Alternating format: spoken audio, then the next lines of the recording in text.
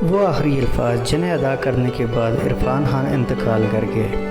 इरफान खान ने अपनी एलिया से कहा, देखो माँ मुझे लेने आई है। तफसीलात के मुताबिक इंडिया के मायनाज मुसलमान अदाकार इरफान खान के इंतकाल कर जाने के बाद इंडिया के मीडिया का बताना है मरहूम वालदा के इंतकाल के बाद शदीद गम में मुब्तला थे।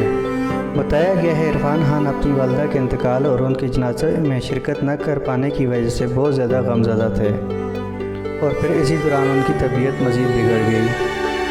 अस्पताल में बुध की सुबह इरफान खान ने अपनी एलिया को बुलाया और कहा, देखो माँ आई है, मेरे बिस्तर पर बैठी है, मुझे लेने आई है। ये बातें सुनकर अदाकारा की एलिया भी खुद पर काबू न रख सकी और ज़ारो कुतार रोने लगी। इरफान खान की जानिब से अदा किए गए ये अल्फाज उनकी ज़िंदगी के आखिरी अल्फाज थे। इरफान खान 2018 में कैंसर की अलामत ज़ाहिर होने के बाद अपना इलाज करवाने अमेरिका चले गए।